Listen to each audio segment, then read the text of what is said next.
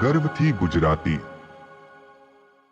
વિવેક, મારે તમને એક વાત કહેવી છે। તમને નથી લાગતું કે આપણે આપણું જીવનસાથી તરીકેનું જીવન ખોઈ બેઠા છે? પતિ પત્ની હોવા છતાં આપણે ક્યારે કોઈ જગ્યાએ મમ્મી વિના નથી ગયા। મૂવી જોવા જઈએ કે કોઈ રેસ્ટોરન્ટમાં જમવા જઈએ, એ બધે સ્થળે મમ્મી આપણા સાથે હોય છે। આ સાંભળી વિવેક બોલ્યો, અરે ધીરે બોલ, મમ્મીને ખબર પડશે તો એમને કેટલું દુઃખ થશે। મિત્તલ બોલી, મમ્મી સાંભળે તો ભલે સાંભળે, હું કંઈ ખોટું તો નથી કહી રહી। આ બાજુ વિવેકના મમ્મી સીતાબેન એમની રોજની દિનચર્યા પ્રમાણે સવારે સ્નાન કરીને સોસાયટી બહાર રહેલા રાધા કૃષ્ણના મંદિર જતા અને ત્યાંથી વળતી ફેરા દૂધ લઈ આવતા। મિત્તલ એની વાત આગળ વધારતા બોલી, જુઓ વિવેક, હું જાણું છું કે મમ્મીને હવે આપણા સિવાય કોઈ સહારો નથી।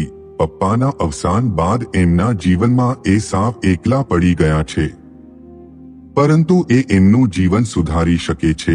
મમ્મી તો ક્યારે કોઈના સાથે વાત નથી કરતા કે ન કોઈના સાથે એમની મિત્રતા છે। આપણા સોસાયટી બહાર મંદિરમાં ઘણી મહિલાઓ ભજન મંડળી ચલાવે છે, ત્યાં બેસે છે, એમના સાથે પણ ક્યારેય નથી બેસતા। જો એ ત્યાં એમના સાથે બેસવાનું શરૂ કરે તો એમને ઘરમાં એકલું પણ ન લાગે અને ભગવાનની ભક્તિ કરતા કરતા સમય પણ પસાર થઈ જાય। વિવેક બોલ્યો, મિત્તલ, તારી વાત સાચી છે, પરંતુ આપણે મમ્મીને કશું ના કહી શકીએ। જો આપણે એમને મોં પર આવી વાત કહીએ તો એમને દુઃખ થશે। વિવેક અને મિત્તલના લગ્નને 3-4 વર્ષ થઈ ચૂક્યા હતા અને બંને નોકરી કરતા હતા। વિવેકના ફાધર ગયા વર્ષે જ ગુજરી ગયા, જેથી સીતાબેન સાવ એકલા પડી ગયા। પિતાના અવસાન બાદ વિવેક એના મમ્મીને ગામડેથી શહેરમાં લઈ આવવા કહે છે, પરંતુ એના મમ્મી શહેરમાં રહેવાની મનાઈ કરે છે। છેલ્લે ઘણું સમજાવ્યા બાદ સીતાબેન વહુ દીકરા સાથે શહેર ચાલ્યા આવ્યા અને ગામડાનું ઘર અને ખેતર બધું વેચી નાખવામાં આવ્યું। આમે હવે કોઈ ખેતી કરવા વાળું રહ્યું નહોતું। વિવેક અને મિત્તલ સવારે એક સાથે નોકરી ચાલ્યા જતા, જેથી સીતાબેન આખો દિવસ ઘરમાં બોર થઈ જતા। વહુ દીકરો બંને એમની એકલતા, એમની લાગણીને સારી રીતે સમજતા હતા, જેથી દર રવિવારે એ બંને એમને એમની સાથે મૂવી જોવા કે ક્યાંય પણ જતા તો સાથે લઈ જતા। પરંતુ સમય એક સરખો ક્યારેય નથી રહેતો અને મિત્તલને હવે એવું લાગવા માંડ્યું કે એમના પતિ પત્નીના સંબંધમાં અંગત જીવન જેવું રહ્યું જ નથી।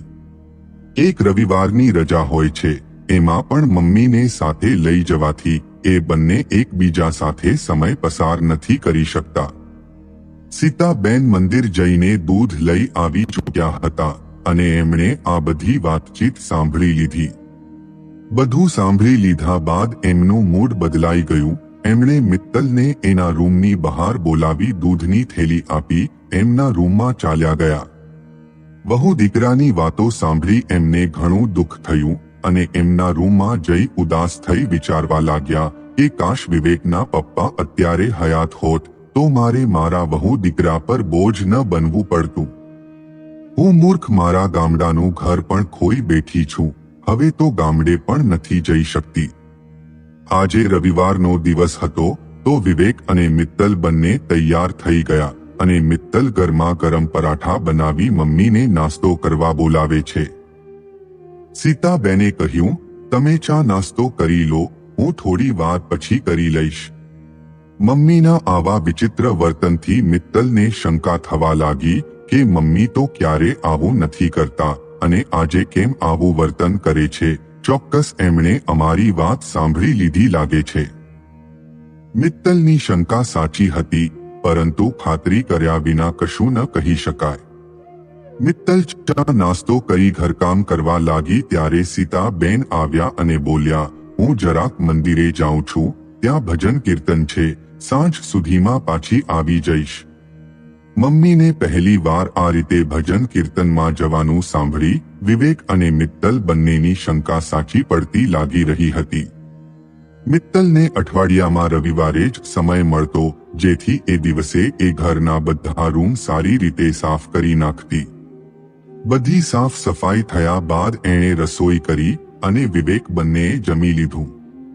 બધું કામકાજ પતાવી મિત્તલે વિવેકને કહ્યું, વિવેક, આજે મમ્મીનું વર્તન કઈ અલગ લાગી રહ્યું છે. સવારે મંદિરે જઈને આવ્યા બાદ એ કઈ અલગ મૂડમાં લાગી રહ્યા છે.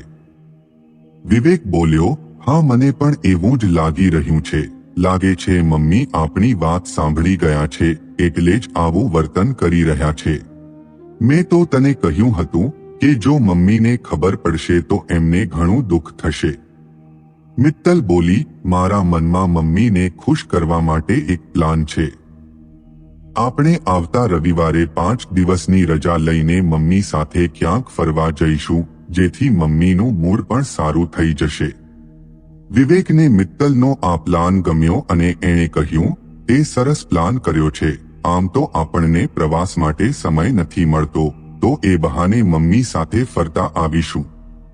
અહીં મિત્તલ અને વિવેક મમ્મીને ખુશ કરવા પ્રવાસનો પ્લાન કરી રહ્યા હતા. ત્યાં એક તરફ સીતાબેન આખો દિવસ મંદિરે બેસી રહ્યા અને એમના વિચારોમાં અટવાયેલા હતા કે હું મારા વહુ દીકરા પર બોજ બની ગઈ છું. આખો દિવસ વિચારો કરતા પસાર કર્યો અને સાંજ થવા આવી. વહુ દીકરાની વાત સાંભળ્યા બાદ એમને ઘરે જવાનું જરાય મન નહોતું. સાંજના 7 થવા આવ્યા અને મંદિરમાં આરતીનો સમય થયો. આરતીમાં ઘણા લોકો હતા અને સીતાબેન પણ આરતીમાં જોડાયા. આરતી થયા બાદ એ મંદિર બહાર આવી રહ્યા હતા. ત્યાં એમને એમના ગામના રહેવાસી શશિકાંતભાઈનો ભેટો થઈ ગયો. સીતાબેનને જોઈ શશિકાંતભાઈ બોલ્યા, સીતાબેન, તમે અહીં રહો છો? મને ખબર હોત તો હું તમારા ઘરે મળવા આવી જાત. સીતાબેન બોલ્યા, હા શશિકાંતભાઈ, હું તો ગામડે રહેતી હતી, પણ હવે અહીં વહુ દીકરા પાસે રહું છું. શશિકાંતભાઈએ પૂછ્યું, અને બાબુભાઈ શું કરે છે? મજામાં છે ને? મારા જોડે એમનો ફોન નંબર હતો, પણ અત્યારે નવો ફોન લીધો તો નંબર નીકળી ગયો છે. બાબુભાઈ તો મને ભૂલી જ ગયા લાગે છે. ના કોઈ ફોન, ના મુલાકાત. સીતાબેન ઉદાસી ભર્યા સ્વર સાથે બોલ્યા, તમારા મિત્ર તો મને આ દુનિયામાં એકલી મૂકી ચાલ્યા ગયા છે. શશિકાંતભાઈ આશ્ચર્ય અને દુઃખ સાથે બોલ્યા, અરે સીતાબેન, મને માફ કરો, હું તમને દુઃખ પહોંચાડવા નહોતો માંગતો. તમારે મને જણાવવું તો હતું. મને એ વિશે ખબર મળી હોત તો હું ચોક્કસ આવી જાત. પણ આમ અચાનક બાબુભાઈ સાથે આવું કેવી રીતે બન્યું? એ તો હૃષ્ટપુષ્ટ હતા. સીતાબેન બોલ્યા, બસ ભગવાનની મરજી હતી. એમણે છીનવી લીધા અને મને એકલી કરી દીધી. સીતાબેન પોતાના મનની મૂંઝવણ કહેવા માંગતા હતા, પરંતુ એ વિચારી રહ્યા હતા કે શશિકાંતભાઈ આટલા વર્ષે મળ્યા અને હું ક્યાં એમના સામે મારા દુખડા રોવા બેસું? એમ કરી એમણે મનની વાત મનમાં રાખી. શશિકાંતભાઈએ પૂછ્યું, તમારો વિવેક તો હવે મોટો થઈ ગયો હશે અને કદાચ લગ્ન પણ થઈ ગયા હશે. સીતાબેન બોલ્યા, હા, વિવેકના લગ્ન થઈ ગયા છે, પરંતુ આટલા સમયથી તમે અહીં રહો છો એનો તો મને ખ્યાલ જ નથી. શશિકાંતભાઈએ જવાબ આપતા કહ્યું, હા સીતાબેન, હું થોડા મહિનાથી અહીં રહેવા આવ્યો છું. દીકરાને નોકરીમાં બદલી થઈ છે તો અહીં આ શહેરમાં રહેવા આવવું પડ્યું છે. સીતાબેનના ચહેરા પરની મૂંઝવણ શશિકાંતભાઈ સાફ જોઈ રહ્યા હતા. એમણે આખરે પૂછી લીધું, સીતાબેન, તમને ખબર છે કે હું પહેલાથી મારા બેન માનું છું. મને લાગે છે કે તમારા મનમાં કોઈ મૂંઝવણ છે જે તમે કહેવા માંગો છો પણ ખચકાટ અનુભવી રહ્યા છો. સીતાબેન પાસે એવું કોઈ નહોતું જેમને એ પોતાના મનની વાત કહી શકે. એમણે સવારે વહુ દીકરાની સાંભળેલી વાત શશિકાંતભાઈને વિસ્તારથી જણાવી. આખી વાત સાંભળ્યા બાદ શશિકાંતભાઈ બોલ્યા, સીતાબેન, આ કોઈ મોટી સમસ્યા નથી. તમે પોતે જ પહેલાથી સમજવાની કોશિશ કરી હોત તો અત્યારે આ ચિંતામાં ન ડૂબ્યા હોત. માફ કરજો, પણ હું તમારી કોઈ ભૂલ નથી કાઢી રહ્યો, પરંતુ તમે એકવાર એમની જગ્યાએ રહીને વિચારી જુઓ તો તમને ખ્યાલ આવશે કે એમનું કહેવું કંઈ ખોટું નથી. તમે જ એ સમય વિશે વિચારો જ્યારે તમારા નવા લગ્ન થયા હતા, ત્યારે તમે પણ આ પરિસ્થિતિમાંથી પસાર થઈ ચૂક્યા છો. દરેક પતિ પત્નીને એમનું અંગત જીવન હોય છે અને તમારા વહુ દીકરાએ તો હજુ સુધી તમને એ વાતની જાણ પણ નથી થવા દીધી. મને યાદ છે, તમારા લગ્ન થયા ત્યારે જ્યારે પણ ક્યાંય પણ જવાનું હોય, એ પછી મૂવી જોવા કે પછી કોઈ જગ્યાએ ફરવા જવાનું હોય, તો તમારી નાની બહેન હંમેશા તમારા સાથે રહેતી હતી અને ત્યારે તમને એ અડચણરૂપ લાગતી હશે. ઉંમરના દરેક પડાવમાં આપણા વિચારો બદલાય છે અને વિવેક અને તમારી વહુના વિચારો ખોટા નથી.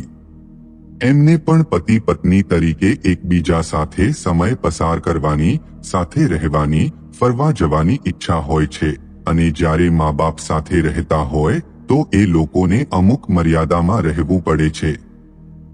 સીતાબેન શશિકાંતભાઈની વાત ચૂપચાપ સાંભળી રહ્યા હતા અને સમજી પણ રહ્યા હતા.